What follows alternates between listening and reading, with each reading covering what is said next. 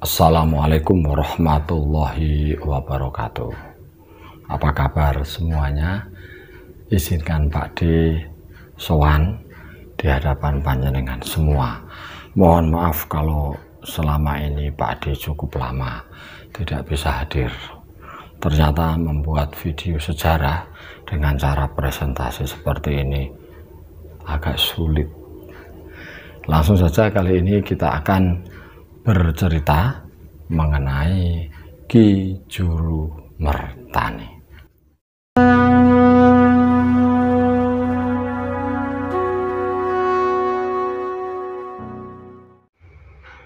Versi pertama ini sangat terkenal. Saya yakin panjenengan semua sudah hafal versi ini. Kita mulai saja dari Ki Ageng Selo. Ki Ageng Selo mempunyai 7 orang anak, terdiri dari 6 orang putri dan 1 putra. Yang berkaitan dengan Ki Juru Mertani adalah Nyai Ageng Sobo dan ada 5 putri lainnya, serta yang putra adalah Ki Ageng Ngenis. Lalu Nyai Ageng Sobo mempunyai anak, yaitu Ki Juru Mertani dan Nyai Sabina. Sementara Ki Ageng Ngenis mempunyai putra yang bernama Ki Ageng Pemanahan. 5 putri yang lain yang tidak tertulis di sini adalah Nyai Ageng Lurung Tengah, Nyai Ageng Bangsri, Nyai Ageng Jati, Nyai Ageng Patanen, dan Nyai Ageng Pakis Dadu. Versi kedua adalah versi dari pihak ayah. Kita mulai dari Sunan Giri. Ini masa Sunan Giri Kedaton mempunyai putra yang bernama Sunan Kedul. Sunan Kedul mempunyai 1 putra yang dikenal dengan nama Ki Ageng Sobo. Nah, Ki Ageng Sobo ini kemudian menikah dengan Nyai Ageng Sobo yang di versi 1 tadi sudah disebutkan. Pernikahan dari Ki Ageng Sobo dengan Nyai Ageng Sobo melahirkan setidaknya 2 orang anak, yaitu Ki Juru Mertani dan Nyai Sabina. Kemungkinan nama Nyai Ageng Sobo dikenal setelah beliau menikah dengan Ki Ageng Sobo. Jadi menurut versi ini Ki Juru Mertani masih keturunan dari Sunan Giri. Versi ketiga, versi ini Pak D dapatkan dari seorang doktor lulusan UGM yang berkecimpung dalam sejarah Jawa. Kita mulai dari Raden Bondan Kejawan saja.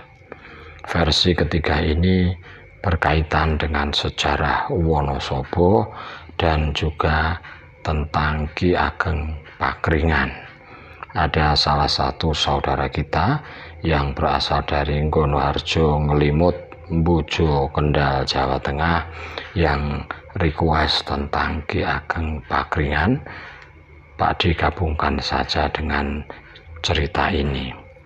Raden Bondan Kejawan mempunyai 3 orang putra putri, yaitu Ki Ageng Wonosobo pertama, kemudian Ki Getas Pendowo dan Roro Kasihan. Ki Ageng Wonosobo I menurunkan Ki Ageng Wonosobo II, kemudian Ki Ageng Wonosobo II menurunkan Ki Ageng Pakringan. Ki Ageng Pakringan juga disebut Ki Ageng Wonosobo III. Sementara Ki Ageng Wonosobo I nama lainnya adalah Syekh Ngabdullah atau Syekh Ngabdowo. Ki Ageng Pakringan menikah dengan Roro Janten. Pernikahan Ki Ageng Pakringan dengan Roro Janten ini kemudian menghasilkan 4 putra dan putri, yaitu Nyai Ageng Lawih, Nyai Ageng Manggar, Ki Juru Mertani, dan Nyai Sabina.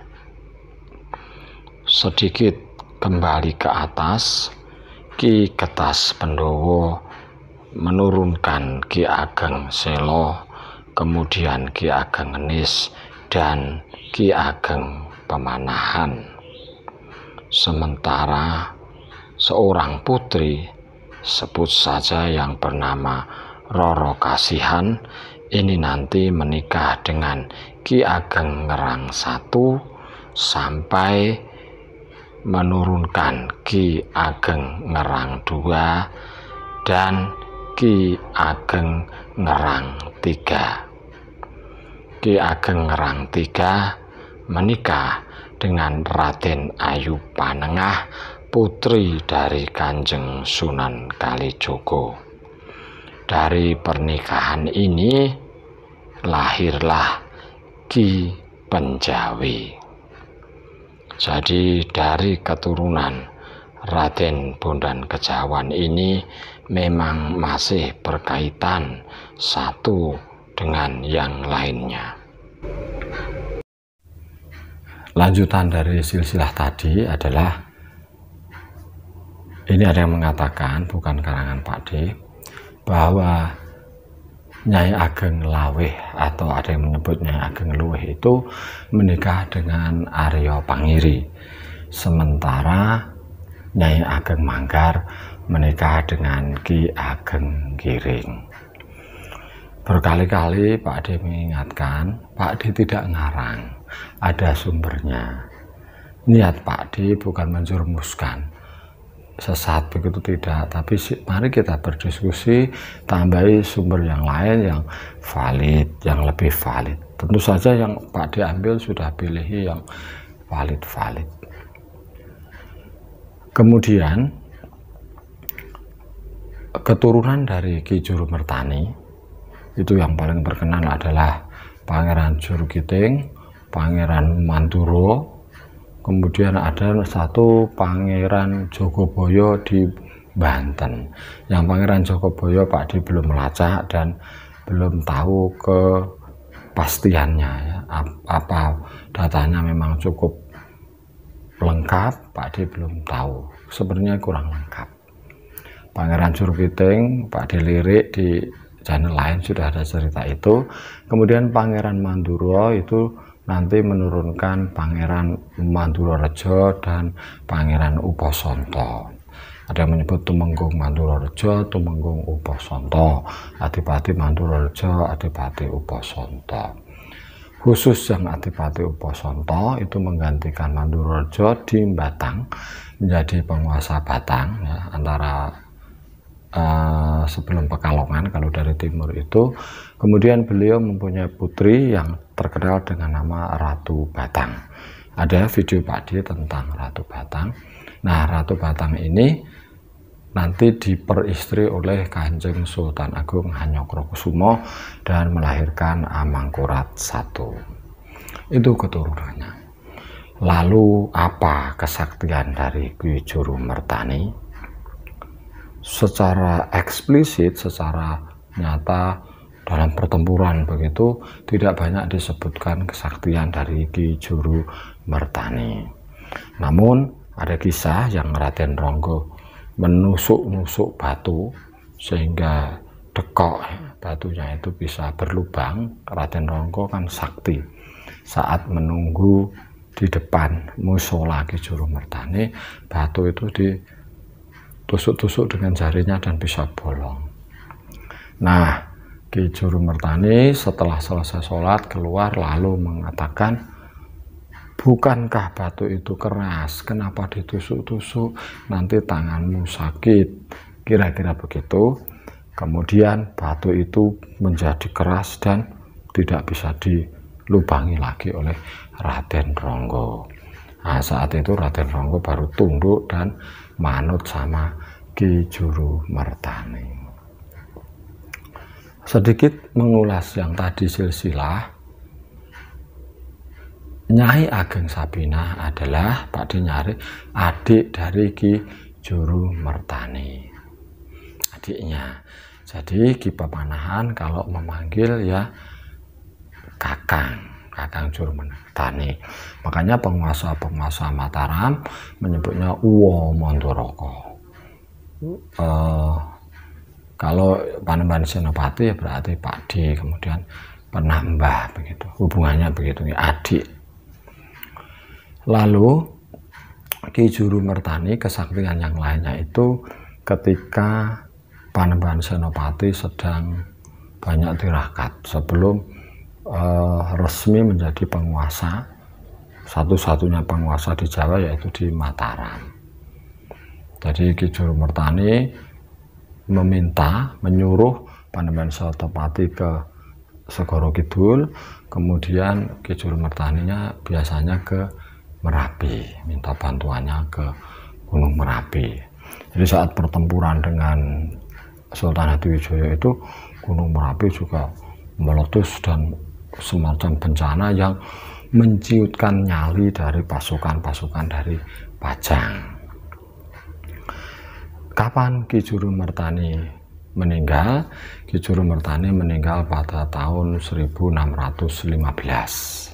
Pak di cross-check 1615 itu saat penaklukan Wirosobo, di mana makamnya secara resmi pemerintah daerah istimewa Yogyakarta menyatakan makamnya ada di pemakaman Kota Gede, namun banyak kalangan terutama yang ahli supranatural itu menyebutnya di Bundung Nogotirto,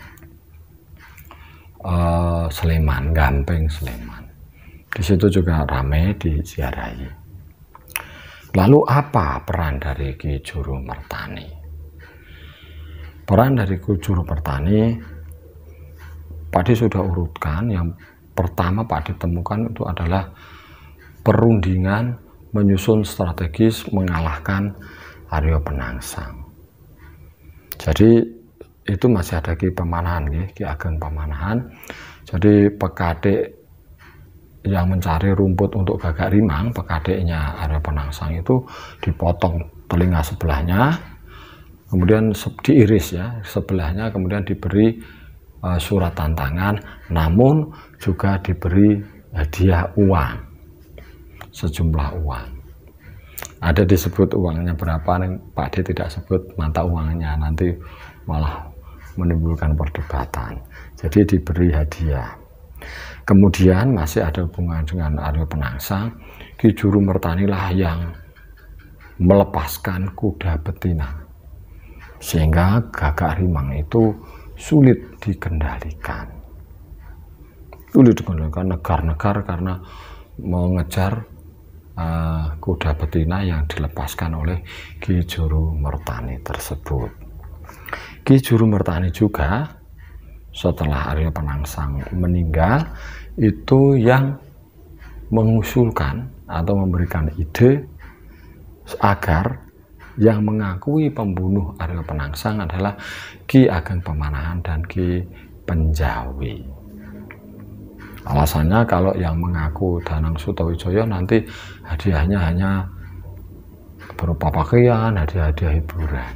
Tapi kalau yang mengaku membunuh adalah Ki Ageng Pemanahan dan Ki Penjawi, maka hadiahnya seperti kita tahu bumi padi dan alas sementau.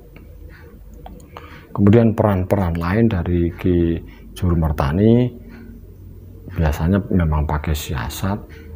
Nah, misalnya saat penaklukan lah sebut begitu, Ki Ageng Mangir Wonoboyo ada. Kemudian saat di Madiun, pernikahan-pernikahan seperti itu biasanya adalah ide dari Ki Juru Mertani. Namun nasib dari keturunan dari Ki Juru Mertani kurang bagus. Saat pemerintahan Sultan Agung, penyerbuan Batavia yang pertama, ada videonya tahun 1628 yang gagal itu pada tanggal 1 Desember 1628, Tumenggung, Mandurorejo dan Uposonto diikat oleh Suro Agul-Agul atas nama keadilan dan atas perintah raja. Kemudian diikat beserta pasukannya dan dibunuh. Ada yang ditusuk, dipenggal kepalanya.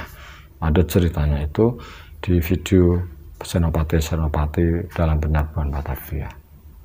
Meskipun akhirnya Sultan Agung menyangkal bahwa beliau tidak memerintahkan untuk membunuh kedua orang keturunan dari Ki Juru Mertani tersebut.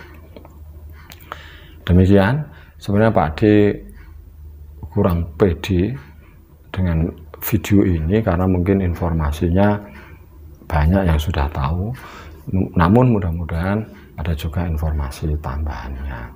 Ini juga sekaligus untuk request yang Ki Ageng Pakringan. Nah, itu perlu kita cek lagi, nanti kita diskusikan, karena kalau Anda cermat nanti ada perbedaan tahun ya, lini masa yang sepertinya tidak sinkron. Mekatan, mohon maaf kalau penampilan Pak D kurang Jawa nih.